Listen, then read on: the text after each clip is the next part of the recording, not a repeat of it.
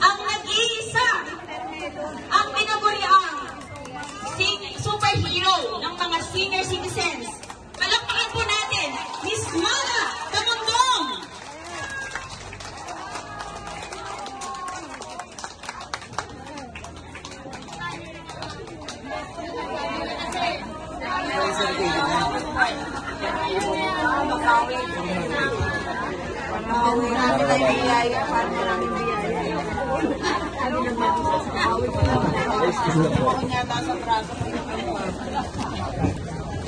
Magandang umaga po sa inyong lahat! Sana hindi po kayo natakot dun sa pinakita ko nung huli. Alam nyo naman, kailangan din natin minsan matutunan kung paano natin depensahan ang ating mga sarili. Dahil sabi ko nga, mahirap naman magpatalo sa mga kalaban. Hindi, joke lang po. Pero maraming salamat po.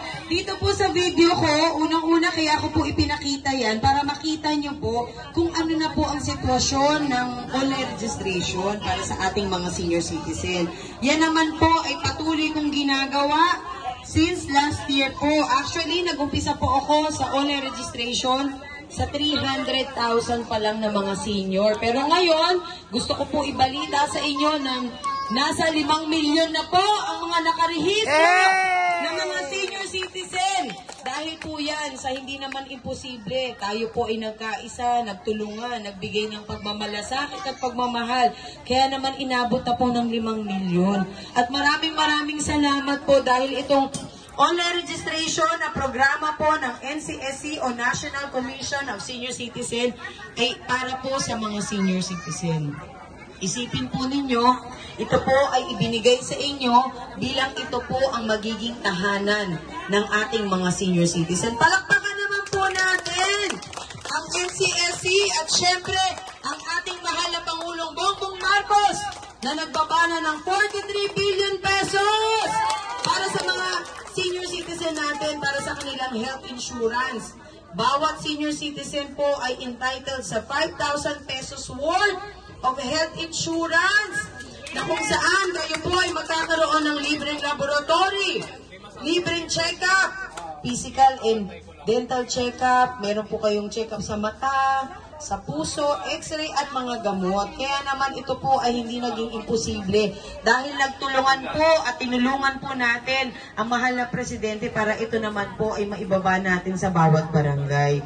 Masaya po ba kayo? Siyempre, dapat masayang-masaya kasi ang 43 billion pesos po ay hindi birong pera. Pero ito po ay binaba ng ating mahal na presidente dahil sa pagmamahal po namin sa inyo. Lalo na po sa ating mga senior citizen na talaga naman lahat ginawa para lamang mataguyod ang pamilya, makapag-aral ang mga anak. Araw-araw nag-iisip, ano bang kakainin ng mga apo ko, ng anak ko? Ano bang babaunin nila? Paano ba sila papasok sa eskwelahan? Paano ba yung pamasahin nila? Paano ba yung sarili ko? Lahat po ng yan ay pinasan ng ating mga senior citizen na marapat lamang balikan ng totoong programa, bigyan ng totoong pagmamahal at pagmamalasakit dahil po sa ginawa ninyo sa ating pamilya. At syempre, higit sa lahat, hindi naman magkakaroon ng isang Mara Tamundong kung hindi po dahil sa ating mga senior citizen! Alam po ninyo, alam ko ang pakiramdam ng isang magulang sapagkat ako po ay magulang na. Kaya naman, hindi ko na po siguro kailangan pang sabihin kung ano man ang aking dahilan sa aking pagbaba sa bawat barangay sapagkat bilang isang Pilipino, bilang isang anak, bilang isang nagmamahal sa atin, siguro naman po hindi na kailangan tanungin ng taong gusto talagang tumulong. Hindi na po siguro natin kailangan pang questionin kung bakit bumababa si Mara Tamundong sa bawat barangay.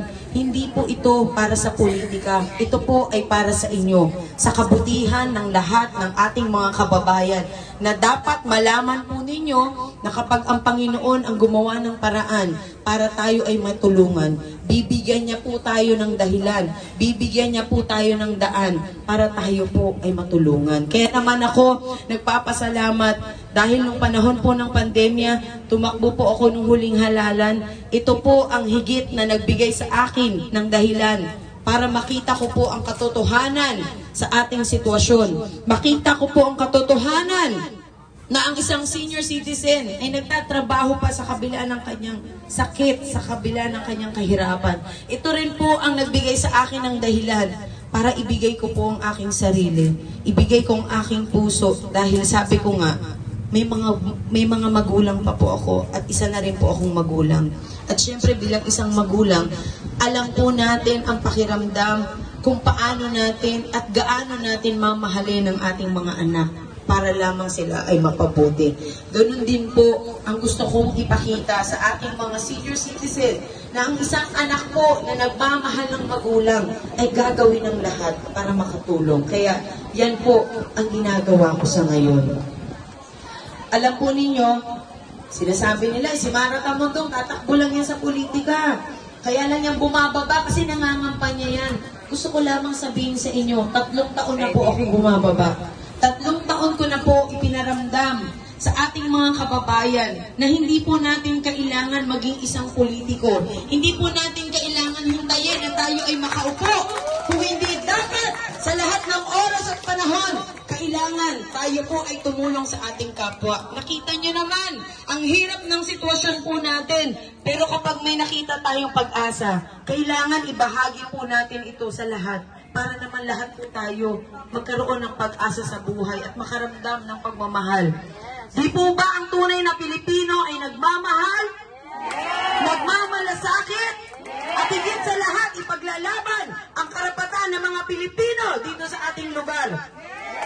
Kaya naman isa lang ang sasabihin ko, hindi po ako alien. Ako po, si Mara Tamundong, ipinanganak at lumaki ng San Andres, Bukid, Maynila, na natural lamang mahalin ang ating mga kababayan dito. Kahit pasukan pa nila ng politika ang aking ginagawa, hindi po nila ako masisindak.